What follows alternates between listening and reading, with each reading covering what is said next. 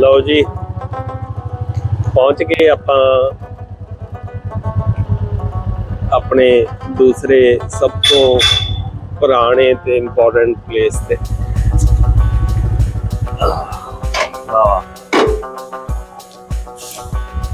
ये है जी दोस्तों दरगाह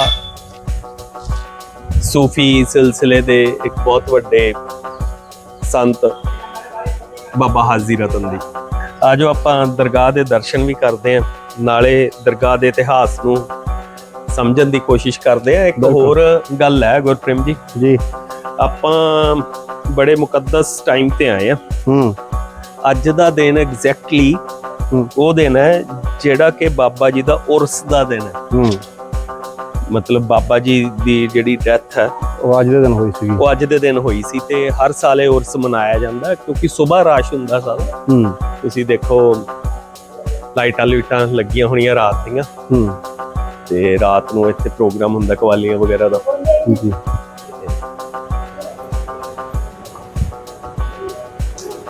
ਸੋ ਇਹ ਜਿਹੜੀ ਬਿਲਡਿੰਗ ਹੈ ਨਾ ਜੀ ਇਹ ਬਠਿੰਡੇ ਦੀਆਂ ਜਿਹੜੀਆਂ ਸਭ ਤੋਂ ਪੁਰਾਣੀਆਂ ਦੋ ਤੁਸੀਂ ਕਹਿ ਸਕਦੇ ਹੋ ਇਮਾਰਤਾਂ, ਇੱਕ ਕਿਲਾ ਬਠਿੰਡੇ ਦਾ ਬਿਲਕੁਲ ਤੇ ਦੂਜੀ ਇਹ ਦਰਗਾਹ ਬਾਬਾ ਹਾਜੀ ਰਤਨ ਦੀ। ਬਿਲਕੁਲ ਬਾਬਾ ਹਾਜੀ ਰਤਨ ਨੂੰ ਨਾ ਬਠਿੰਡੇ ਵਾਲੇ ਤਾਂ ਜਾਣਦੇ ਆ ਕਿਉਂਕਿ ਬਾਬਾ ਹਾਜੀ ਰਤਨ ਬਠਿੰਡੇ ਤੋਂ ਸੀ, ਪਰ ਇਸਲਾਮਿਕ ਸਮਾਜ ਦੇ ਵਿੱਚ ਇਹਨਾਂ ਦਾ ਬਹੁਤ ਨਾਮ ਹੈ। ਇਹਨਾਂ ਨੂੰ ਸਹਾਬੀ ਵੀ ਮੰਨਿਆ ਜਾਂਦਾ। ਸਹਾਬੀ ਮਤਲਬ ਉਹ ਸ਼ਖਸ ਜਿਹਨੇ ਹਜ਼ਰਤ ਮੁਹੰਮਦ ਸਾਹਿਬ ਦੇ ਦੀਦਾਰ ਕੀਤੇ। ਸੋ ਇਹ ਮੰਨਦੇ ਆ, ਠੀਕ ਹੈ।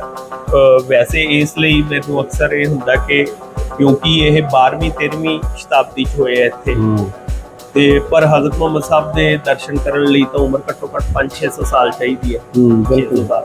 ਪਰ ਤੁਸੀਂ ਦੋ ਚੀਜ਼ਾਂ ਨਾ ਲੌਜਿਕ ਤੇ ਆਸਥਾ, ਇਹਨਾਂ ਦੋਨਾਂ ਚੀਜ਼ਾਂ ਨੂੰ ਤੁਸੀਂ ਇਕੱਠੇ ਨਹੀਂ ਰੱਖ ਸਕਦੇ। ਇਹ ਤਾਂ ਹੈ ਹੈਨਾ। ਸੋ ਇਸ ਦੇ ਅਕੋਰਡਿੰਗ ਤੁਹਾਨੂੰ ਯੂ ਹੈਵ ਟੂ ਬਿਲੀਵ, ਤੁਹਾਨੂੰ ਮੰਨਣਾ ਪੈਂਦਾ। ਤੇ ਪਰ ਇਹ ਸ਼ੋਰ ਹੈ ਕਿ ਇਹ ਇਮਾਰਤ ਹੈ ਜਿਹੜੀ ਇਹਦੇ ਉੱਪਰੋਂ ਦੀ ਹੁਣ ਗਲੇਜ਼ਿੰਗ ਟਾਈਲਸ ਦੀ ਗਲੇਜ਼ਿੰਗ ਹੋ ਗਈ, ਪਰ ਇਹ ਅਸਲ ਜਿਹੜੀ ਇਮਾਰਤ ਹੈ ਬਠਿੰਡੇ ਦੀਆਂ ਸਭ ਤੋਂ ਪੁਰਾਣੀਆਂ ਦੋ ਇਮਾਰਤਾਂ ਚੋਂ ਹੈ। ਤੁਹਾਨੂੰ ਦੱਸਿਆ ਕਿਲਾ ਤੇ ਇੱਕ ਬਾਬਾ ਹਾਜੀ ਰਤਨ ਦੀ ਦਰਗਾਹ। ਇਹਦਾ ਜਿਹੜਾ ਆਰਕੀਟੈਕਚਰ ਹੈ ਇਹ ਬਲਕਿ ਪ੍ਰੀ ਮੁਗਲ ਹੈ, ਪ੍ਰੀ ਮੁਗਲ ਆਰਕੀਟੈਕਚਰ ਹੈ, ਯਾਨੀ ਕਿ ਸਲਤਨਤ ਪੀਰੀਅਡ ਦਾ ਆਰਕੀਟੈਕਚਰ ਹੈ। ਇਹਦਾ ਜਿਹੜਾ ਗੁੰਬਦ ਹੈ ਇਸ ਪੂਰੇ ਇਲਾਕੇ 'ਚ ਇਸ ਟਾਈਪ ਦਾ ਕੋਈ ਗੁੰਬਦ ਹੋਰ ਨਹੀਂ ਬਣਿਆ ਤੇ ਇਸੇ ਦੇ ਬਾਹਰ ਪਰਲੀ ਦੀਵਾਰ ਦੇ ਉੱਤੇ ਇੱਕ ਪਲੇਟ ਲੱਗੀ ਹੁੰਦੀ ਸੀ। ਇਸ ਦੀ ਜਿਹੜੀ ਤੁਸੀਂ ਦੇਖ ਰਹੇ ਹੋ ਇਹਦੀ ਪਿਛਲੇ ਪਾਸੇ ਜਿਹੜੀ ਜਿਸ ਪਾਸੇ ਮਸਜਿਦ ਹੈ ਨਾ ਉਸ ਪਾਸੇ ਦੀਵਾਰ ਹੈ, ਉੱਤੇ ਪਲੇਟ ਲੱਗੀ ਹੁੰਦੀ ਸੀਗੀ ਜਿਹੜੀ ਕਿ ਹੁਣ ਟਾਇਲਸ ਦੇ ਥੱਲੇ ਆ ਗਈ, ਜਿਹਦੇ ਵਿੱਚ ਲਿਖਿਆ ਹੁੰਦਾ ਸੀਗਾ ਪਹਿਲਾਂ 4 ਇਬਾਰਤਾਂ ਸੀਗੀਆਂ। ਹਿਜਰੀ ਸੰਮਤ ਦੇ ਵਿੱਚ ਸੀ, ਪਰ ਹਿਜਰੀ ਨੂੰ ਜੇ ਈਸਵੀ ਚ ਬਣਾਈਏ ਤਾਂ 1600 ਕੁਛ ਦੀਆਂ ਉਹ, ਜਿਹਦੇ ਚ ਲਿਖਿਆ ਹੋਇਆ ਕਿ ਇਹਦੇ ਉੱਤੇ ਇਸ ਬੰਦੇ ਨੇ 1611 ਦੇ ਵਿੱਚ ਪੇਂਟ ਕਰਵਾਇਆ, ਕਲੀ ਕਰਵਾਈ, ਫਿਰ 1623 ਦੇ ਵਿੱਚ ਇਸ ਬੰਦੇ ਨੇ ਕਲੀ ਕਰਵਾਈ, 1643 ਦੇ ਵਿੱਚ ਮਤਲਬ ਉਹ ਜਦੋਂ ਕਿਤੇ ਪੇਂਟ ਕੋਈ ਕਰਾਉਂਦਾ ਹੋਣਾ ਤਾਂ ਉਹਦੀ ਇਬਾਰਤ ਲਿਖੀ ਜਾਂਦੀ ਹੋਣੀ। ਪਰ ਉਸ ਚੋਂ ਇੰਟਰਸਟਿੰਗ ਗੱਲ ਫੈਕਟ ਇਹ ਨਿਕਲ ਕੇ ਆਉਂਦਾ ਹੈ ਕਿ 4 ਜਣਿਆਂ ਦੇ ਨਾਮ ਲਿਖੇ ਹੋਏ ਸੀ, 4ਾਂ ਚੋਂ 2 ਮੁਸਲਿਮ ਹੈ, 2 ਹਿੰਦੂ ਹੈ। ਹੈਨਾ। ਇਹਦੇ ਬਾਰੇ ਆਪਾਂ ਜਦੋਂ ਕਿਲਾ ਸਾਹਿਬ ਸੀਗੇ ਉਦੋਂ ਵੀ ਗੱਲ ਕਰ ਰਹੇ ਸੀ। ਬਿਲਕੁਲ। ਤੇ ਜਿਹੜੀ ਉਹ ਰਾਜਾ ਸ਼ਤਰੂਗਨ ਦੇਵ ਵਾਲੀ ਮਿਲੀ ਹੈ ਕਿ ਰਾਜਾ ਸ਼ਤਰੂਗਨ ਦੇਵ ਦੇ ਇੱਥੇ ਸਰਵਿਸ ਦਿੱਤੀ ਹੈ, ਇੱਥੇ ਮਤਲਬ ਉਹਨਾਂ ਦੇ ਅੰਡਰ ਇੱਥੇ ਪੂਜਾ ਵਗੈਰਾ ਹੋਈ, ਇੱਥੇ ਤਾਮੀਰ ਹੋਈ। ਉਹ ਰਾਜਾ ਸ਼ਤਰੂਗਨ ਦੇਵ ਵਾਲੀ ਪਲੇਟ ਲਾਹੌਰ ਮਿਊਜ਼ੀਅਮ ਦੇ ਵਿੱਚ ਪਈ ਹੈ, ਇੱਕ ਪ੍ਰੀ ਪਾਰਟੀਸ਼ਨ।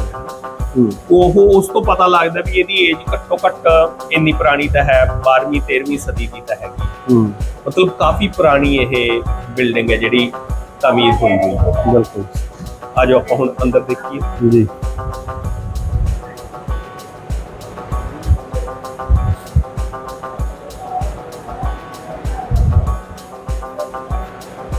ਬਾਬਾ ਹਾਜੀ ਰਤਨ ਦਾ ਨਾ ਸੂਫੀ ਸਿਲਸਿਲਾ ਪੂਰਾ, ਇਹ ਨਹੀਂ ਕਿ ਕੋਈ ਇੱਕ ਬੰਦਾ ਇੱਥੇ ਜਿਵੇਂ ਹੁੰਦਾ ਨਾ ਵੀ ਕੋਈ ਆਪ ਸੰਤ ਬਣ ਕੇ ਬਹਿ ਗਿਆ, ਇਸ ਤਰ੍ਹਾਂ ਨਹੀਂ।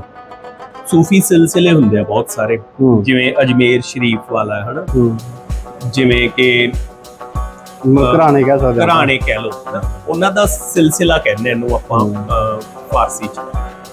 ਤਾਂ ਇਹ ਇੱਕ ਪੂਰੇ ਸੂਫੀ ਸਿਲਸਿਲੇ ਦਾ ਹਿੱਸਾ ਹੈ ਬਾਬਾ ਹਾਜੀ ਰਤਨ ਵੀ। ਇਹ ਪਹਿਲਾਂ ਹਿੰਦੂ ਸੀਗੇ, ਬਾਅਦ ਚ ਨਾਥ ਜੋਗੀ ਬਣ ਗਏ, ਇਹਨਾਂ ਦਾ ਨਾਮ ਰਤਨ ਨਾਥ ਹੋ ਗਿਆ। ਫਿਰ ਇਹਨਾਂ ਨੇ ਇਸਲਾਮ ਧਾਰਨ ਕਰ ਲਿਆ, ਫਿਰ ਇਹ ਹੱਜ ਕਰਕੇ ਆਏ। ਉਸ ਜ਼ਮਾਨੇ ਚ ਹੱਜ ਕਰਨਾ ਵੀ ਵੱਡੀ ਗੱਲ ਸੀ, ਕੋਈ ਸਾਧਨ ਨਹੀਂ ਸੀ ਨਾ। ਜਦੋਂ ਤੁਸੀਂ 1200 ਸਾਲ ਪਹਿਲਾਂ ਸੋਚੋ, ਕੋਈ ਸਾਧਨ ਨਹੀਂ ਸੀ ਉਸ ਟਾਈਮ ਹੱਜ ਕਰਕੇ ਆਉਣਾ। ਤੇ ਜਿਵੇਂ ਆਪਾਂ ਮੰਨੀਏ ਮਿਥ ਦੀ, ਤਾਂ ਇਹਨਾਂ ਨੇ ਹਜ਼ਰਤ ਮੁਹੰਮਦ ਸਾਹਿਬ ਦੇ ਵੀ ਦਰਸ਼ਨ ਕੀਤੇ ਆ, ਤਾਂ ਇਹ ਸਹਾਬੀ ਵੀ ਹੋਏ ਉਸ ਹਿਸਾਬ ਨਾਲ। ਆਜੋ ਆਪਾਂ ਅੰਦਰ ਚੱਲਦੇ।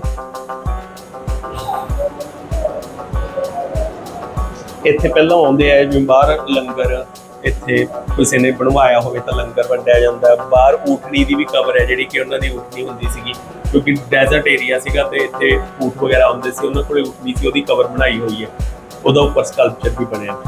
ਤੇ ਲੋਕ ਅਗਰ ਪੱਤੀਆਂ ਲੈ ਕੇ ਆਉਂਦੇ ਆ, ਉਹ ਦਰਗਾਹ ਤੇ ਚਲਾਉਂਦੇ ਆ ਤੇ ਫਿਰ ਅੰਦਰ ਜਾਂਦੇ ਆ। ਇਹ ਗੇਟ ਕਾਫੀ ਪੁਰਾਣਾ ਹੈ,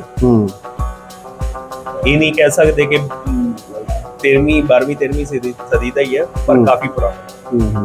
ਬਿਲਕੁਲ।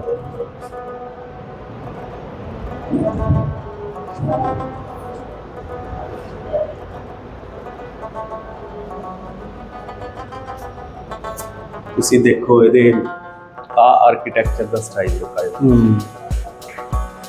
ਆ ਜਿਹੜਾ ਨਾ ਸਟਾਈਲ ਆਰਚਸ ਹੈ, ਇਹ 4 ਆਰਚਸ ਚਾਰੇ ਕਾਰਨਰ ਤੇ ਹੈ, ਤੇ 4 ਆ ਫਿਰ ਸਿੱਧੀਆਂ ਫਲੈਟ ਵਾਲਸ ਹੋ ਗਈਆਂ। ਤੋਂ 8 ਹਿੱਸੇ ਉੱਪਰ ਜਾ ਕੇ ਇੱਕ ਸਿੰਗਲ ਸਰਕਲ ਸ਼ੇਪ ਲੈ ਲੈਂਦੇ, ਜਿਹਦੇ ਨਾਲ ਇੱਕ ਪੂਰੇ ਗੁੰਬਦ ਨੂੰ ਆਸਰਾ ਮਿਲ ਜਾਂਦਾ ਤੇ ਉਹਦੇ ਤੇ ਖੜਾ। ਤੁਸੀਂ ਇਹ ਦੇਖ ਲਓ ਕਿ ਲਗਭਗ 1200 ਸਾਲ ਤੋਂ ਇਹ ਗੁੰਬਦ ਇੱਥੇ ਖੜਾ ਹੈ। ਸਲਤਨਤ ਪੀਰੀਅਡ ਦਾ, ਰਜ਼ੀਆ ਸੁਲਤਾਨ ਤੋਂ ਵੀ ਪਹਿਲਾਂ ਦਾ ਇਹ ਇਮਾਰਤ ਤਾਮੀਰ ਹੋਈ ਵੀ ਹੈ ਤੇ ਅੱਜ ਤੱਕ ਉਸੇ ਤਰ੍ਹਾਂ ਖੜੀ ਹੈ। ਅੱਜ ਤੁਸੀਂ ਬਣਾਉਣੇ ਹੋ ਇਮਾਰਤਾਂ, 10 ਸਾਲ ਬਾਅਦ ਕਰੈਕ ਆ ਜਾਂਦੇ, ਡਿੱਗ ਜਾਂਦੀਆਂ।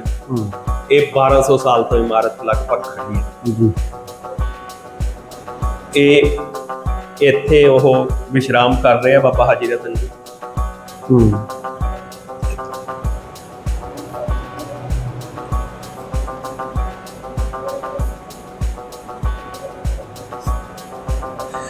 ਜਿਹੜੇ ਸਾਨੂੰ, ਮੈਂ ਤੁਹਾਨੂੰ ਦੱਸਿਆ, ਬੜਾ ਸੋਹਣਾ ਸਬੱਬ ਬਣਿਆ ਕਿ ਅਸੀਂ ਬਾਬਾ ਹਾਜੀ ਰਤਨ ਦੇ ਉਰਸ ਦੇ ਮੌਕੇ ਤੇ ਇੱਥੇ ਸਾਡਾ ਆਉਣਾ ਹੋ ਗਿਆ ਤੇ ਸਾਡੀ ਮੁਲਾਕਾਤ ਬਹੁਤ ਹੀ ਸਾਨੂੰ ਆਨੰਦ ਆਇਆ।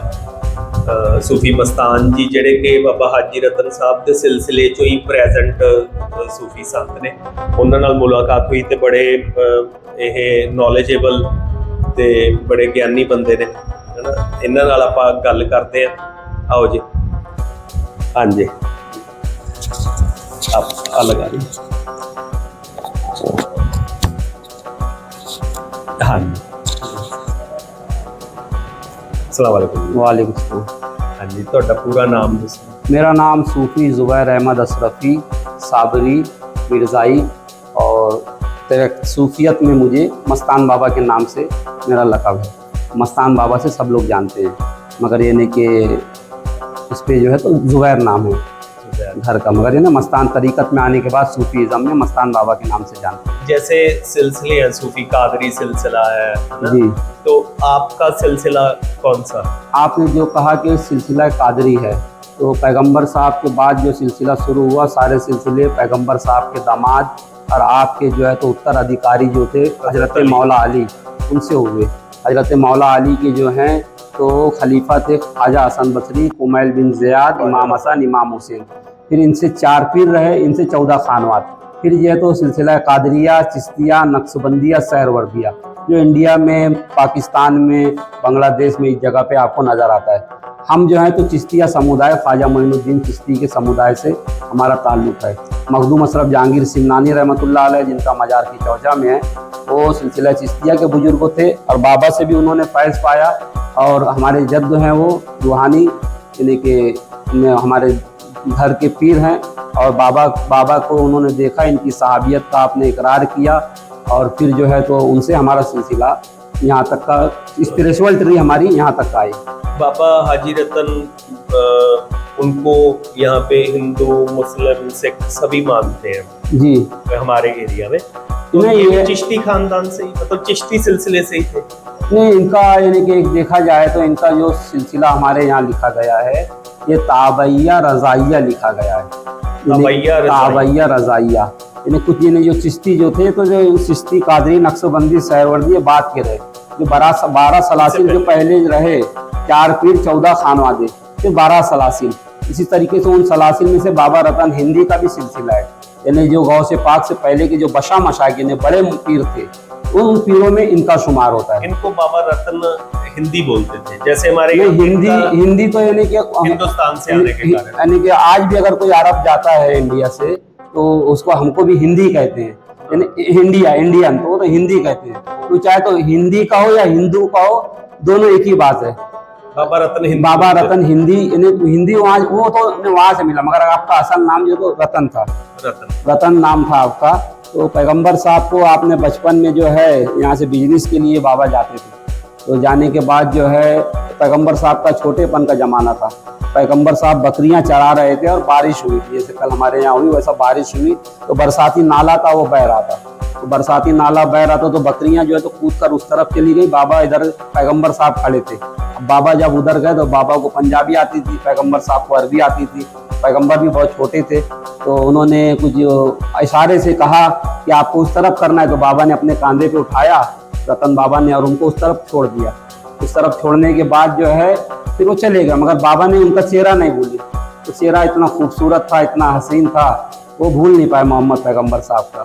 फिर जब चांद का 2 टुकड़ा होते हुए देखे, तो यहाँ के बादशाह ने बाबा को भेजे वहाँ पर कि इसकी जो है तो आप ये क्या है, इस वाक़े को जो है तो असिस्टेड इसकी अथेंटिक करके आइए कि इसकी हकीकत क्या है। तो फिर बाबा जब वहाँ गए तो पान लेकर गए पैगंबर साहब के लिए, तो आपने पान पेश किया उनकी खिदमत में, तो फिर पैगंबर साहब ने आपको ऊँटनी गिफ्ट की। और हमारे यहाँ तारीख में मिलता है कि 15 दिन पैगंबर साहब की सोबत में रहे। फिर उसके बाद अब बाबा यहाँ आ गए, तो तकरीबन हमारे पैगंबर साहब की जो माइग्रेशन की हिजरी जो हमारे यहाँ इस्लामी तारीख कैलेंडर चलता है, तो 722 हिजरी में बाबा का इंतकाल है। और सहाबुद्दीन गौरी और अकबर बादशाह अकबर जो मुग़ल था, इन लोगों ने भी जो बाबा के नाम पे फरामीन जारी किए, तो उन्होंने भी अपनी हिस्ट्री के अंदर जो है तो इनके सहाबिया रसूल होने का तज़किरा किया। तो जब लिखते थे वो बाबा का नाम फरामीन में, पैगंबर साहब का नाम ऊपर लिख के बाबा का नाम अदबन नीचे लिखते थे, सहाबिया रसूल, फिर नीचे बाबा का नाम लिख के फिर तारीख लिखते थे। इस तरीके से तारीख लिखी गई। और जो यानी बाबा ने अपनी ज़िंदगी में ऐसा ये जंबील है ना, ये वाली, इस तरीके का एक झोला बना लिया था बाबा ने, जंबील मुशक जो होती है मशक के जैसा, उसके अंदर जो है तो आप हफ्स दम करके रुक जाते थे, सांस रोक के, और उसी में रहते थे बाबा। तो इस तरीके से आपकी एज जो है तो 700 बरस रही। तो पैगंबर साहब ने आपको 7 मरतबा दुआ दी थी मोहम्मद पैगंबर साहब ने, तो आपकी उम्र 700 बरस रही। तो कुछ लोगों ने कलाम किया कि भाई इतनी एज कैसे रह सकती है, तो वो जो है जाहिर हिस्ट्री जमा करने वाले थे या स्पिरिचुअल लोग नहीं थे, या फिर यानी कि जो मुल्ला जैसे रहते हैं, यानी कि कितना विवाद वाले, ऐसे लोगों ने इख्तिलाफ किया। मगर मखदूम अशरफ जहांगीर सिमनानी और जो कश्मीर में जिन्होंने मुस्लिम समुदाय का यानी पहले जो सूफी आए सैयद अली हमदानी, उन सबको जो है तो बाबा की तरफ से तालीमात मिली, इन सब बाबा के शिष्य रहे और उनसे सिलसिला होते हुए अमुज फ़कीर तक, हमारे बुजुर्गों तक का आया, साली हुसैन अशरफी मियाँ तक का। तो हमारे यहाँ पर हम इनकी सहाबियत के भी कायल हैं कि हाँ ये सहाबा रसूल हैं, पैगंबर का ज़माना पाया और इनकी एज 700 बरस रही। अगर आप बोलेंगे कि 700 बरस एज कैसे रह सकती है, तो इनकी भी एज रही इंडिया में। इसी तरीके से यहाँ पे मकनपुर है यूपी में, जिंदा शाह मदार, उनकी उम्र 550 साल है। इलाहाबाद में हजरत मुनव्वर शाह इलाहाबादी है, उनकी उम्र जो है तो 500 बरस रही। तो उस वक्त एज होती थी बड़ी। ये आप बता रहे थे, ये चार्ट दिखा रहे थे, इसमें कहाँ पे नाम है ये हमारा हिंदी का? ये बाबा रतन हिंदी का नाम, तो ये पैगंबर सल्लल्लाहु अलैहि वसल्लम का नाम है। उसके बाद हमने अदबन सिर को यानी कि विलायत जो होती है ना, तो मौला अली से चलती है, क्योंकि जब पैगंबर इस दुनिया से जाने लगे, पर्दा फरमाने लगे, तो उन्होंने कहा कि मनकुन तो मौला फ़हाद अली मौला, मैं जिसका मौला हूँ मेरे बाद अली उसके मौला हैं। तो जितने सहाबा थे सबने अली की बैत की, इसलिए जो है तो हमने बाबा रतन को तो डायरेक्ट फैज़ है पैगंबर से, मगर हमने जो है तो पैगंबर ने अपने बाद अली के सुपुर्द किया, तो उनका नाम एहतराम में हमने मौला अली का लिखे। फिर ये बाबा रतन हिंदी का, तो बाबा रतन हिंदी से डायरेक्ट मखदूम अशरफ जहांगीर सिमनानी रहमतुल्लाह अलैह को खिलाफत मिली। इनका मजार किचौचा शरीफ में अयोध्या के पास है। और फिर ये जो है सैयद अलाउद्दौला हमदानी और जो है तो सैयद अलाउद्दौला सिमनानी, फिर ये जो सैयद अली हमदानी, ये कश्मीर में ये सूफ़ी थे, इनसे होते हुए ये सिलसिला जो है नीचे तक का आया। और ये हैदराबाद में जो है हमारे मिर्ज़ा सरदार बेग साहब किबला, और फिर अभी जो मौजूदा हयात है, फिर हम मुझ फकीर तक का ये सिलसिला हमारा स्पिरिचुअल है। हाँ, ये हमारा नाम स्पिरिचुअल ट्री है हमारी, ये आपका स्पिरिचुअल ट्री। हाँ, क्या बात, क्या बात। यानी कि आप वैसे कहाँ पे रहते हैं? मैं तो रहता हूँ मालेगांव, महाराष्ट्र का रहने वाला हूँ, और जो हूँ तो सूफीज़म में आपके जैसा मैं यूट्यूबर हूँ, मैं भी ब्लॉग बनाता हूँ दरगाहों का, सूफीज़म का। तकरीबन जो है तो कन्याकुमारी से लेके यहाँ तक का पूरा इंडिया तकरीबन घूम लिया, सिर्फ वो कश्मीर उतना ही रह गया है। तमाम दरगाहों का ब्लॉग बनाना, उसकी हिस्ट्री जमा करना, यही मेरा काम है। माशाअल्लाह। और आप यहाँ पे कब कब आते हैं फिर? मैं इस जगह पे फ़िलहाल दूसरी मरतबा आया। आने का सबब ये है कि यहाँ पर जो हमारी सूफी समुदाय की जो वो परंपरा रही है कि जो हिंदू, मुसलमान, सिख, ईसाई सबको मिलजुल के रहने का, वो आज यानी विवाद में बहुत ज़्यादा बढ़ गई है। और हम लोगों के वहाँ वो रहा कि भाई अल्लाह जो है रब्बुल आलमीन है, रब्बुल मुस्लिमीन नहीं है। मुसलमानों का अल्लाह नहीं है, तमाम आलमीन का अल्लाह है। जब सबका अल्लाह है, जब गुरु नानक जो है तो काबे में जा सकते हैं, तो आज हिंदू और सिख क्यों नहीं जा सकता? जब गुरु नानक जी हज कर सकते हैं तो हिंदू क्यों नहीं कर सकता? इस जगह पर हर कोई आ सकता है, किसी को रोक टोक नहीं है। तो ये जो है सूफियों का जो थॉट रहा कि हर इंसान से मोहब्बत करो, मोहब्बत का दर्ज दो। जैसे अभी आपने लंगर चका हमने बनाया था, हमने ऐसा बनाया कि किसी को इसके अंदर यानी वो नहीं हो। नहीं, अच्छा। और अभी जैसे एक चीज चलती है अल्लाह अकबर, जय श्री राम, हम दोनों का करते हैं एहतराम। चाहे राम के वजूद से हिंदुस्तान को नाज, अहले हुनर समझते हैं इनको इमाम हिंद अल्लामा इकबाल कह रहे हैं। हाँ, जैसे गुरु ग्रंथ साहब में लिखा है, कोई बोले राम राम, कोई खुदाए, कोई सेवे गुसैया, कोई अल्लाह। अल्लाह जी, कारण करण करीम कर कृपा तार रही जी, लेकिन वो मिलता उसी को है जिस पे कृपा करता है जी। तो इसमें तो ये कबीर जी जो चीज बोले हैं, हम उस थॉट के देखे, हिंदू बोले तो सो मैं नहीं, तो मुसलमान भी नहीं, 5 तत्व का मैं पुतला, सो गैबी खेले माई। ये जो आ रहा है जा रहा है वही जो है, तो ये सूफी थॉट है। तो यहाँ पर इस जगह पर खत्म हो गया, तो वहाँ भी इज़्म आ गया, और यानी कि लोगों की सोच यानी कि एक अलग बन गई, यानी कि एक तफरीक हो गई। खुद हमारे को बिदअती कहते हैं कि भाई ये सब जो कर रहे हैं आप लोग गलत करते हो। तो यानी कि सूफी इज़्म का बहुत कम यानी यहाँ पर वो है, बोलबाला है। तो इसकी वजह से हमने यहाँ पर आके उर्स वगैरह शुरू किया हमने, ताकि सूफी परंपरा हमारी बाकी रहे जी। क्योंकि पंजाब में, मालवा रीजन में कोई ऐसा फिक्स नहीं है, सब लोग पीर को भी मानते हैं जी।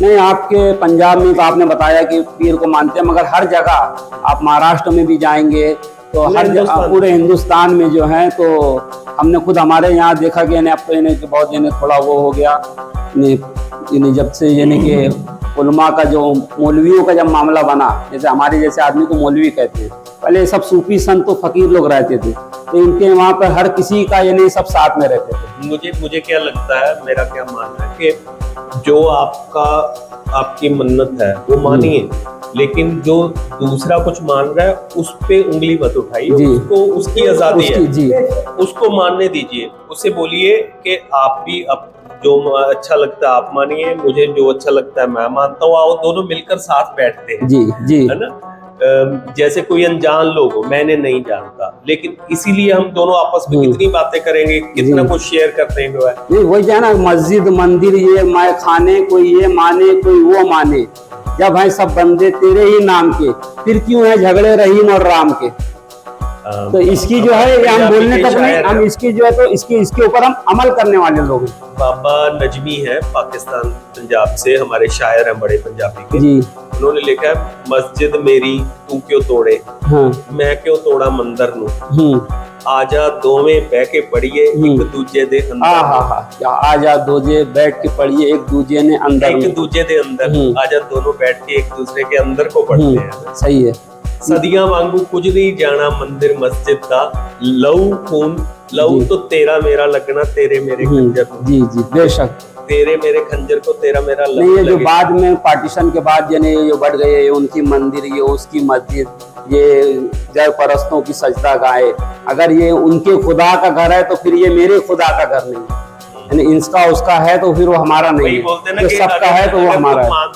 खुदा ने सबको बनाया है, तो फिर इसको भी खुदा नहीं बनाया है? हाँ, बनाया तो बनाया है, और बड़ी फुर्सत से कुरान में कह रहा है वमा खलक़ल इंसान फी अहसनि तक़वीम, मैंने इंसान को बड़ी फुर्सत से बनाया और अपनी सूरत में बनाया, यानी जैसा अल्लाह था उसी तो सूरत में उसका बनाया अल्लाह ने, और उसी की सूरत को मार भी रहे हैं। तो इससे अच्छी कोई सूरत नहीं है ना।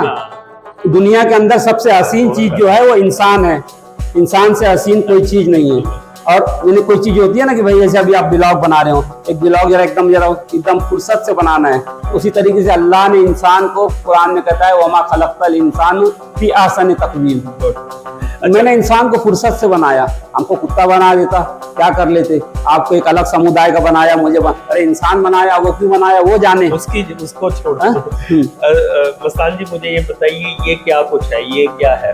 पंखा है। ये पहले जमाने में यानी पंखा होता था। ये एक मिनट दादा, ये पहले जमाने में जब बिजली नहीं होती थी तो पंखा इन्हें ऐसे हाथ से इन्हें हाँकते थे। ये जो है हमारे यहाँ सूफी समुदाय में, यानी कि साउथ इंडिया के अंदर हैदराबाद में जो दरगाहें होती हैं तो वहाँ पर ये पंखा हम लोग लगाते हैं, यानी कि हवा चले, यानी कि हवा लगे। अब कोई अब तो यानी बिजली आ गई मगर यानी उसके लिए वो रहेगा। ये सरकार का ताज है, यानी सर मुबारक, यानी आदमी आए तो कंफ्यूज ना हो कि पैर किधर है और सर किधर है, तो सर की तरफ ताज रखे है तो मालूम होता है कि हाँ ये सर है, इधर पैर है। इस तरफ का हिस्सा खुला है और इसको जो है तो ये डाले हैं, रिंग कहते हैं इसको, शिमला कहते हैं।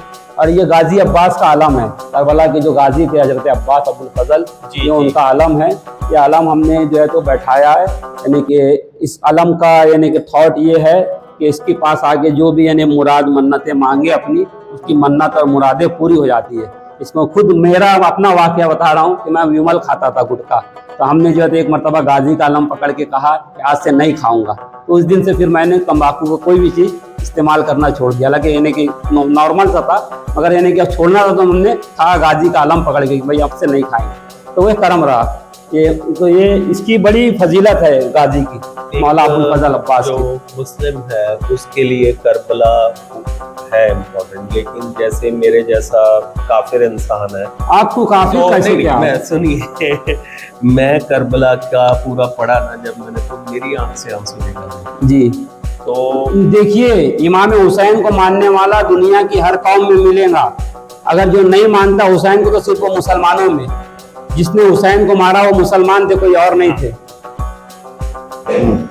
जिसने हुसैन को मारा वो मुसलमान थे, कोई और नहीं थे। अल्लाह अकबर बोल के मुसलमान को मारे, तब जब उनके हाथ में तलवार नहीं है, हथियार नहीं है, और आप काफिर कह रहे हो अपने आप को, मगर हुसैन को मान रहे हो। अगर आपने हुसैन को मान लिया तो जन्नत हुसैन की है, यानी जन्नत का जो है मालिक वो हुसैन है।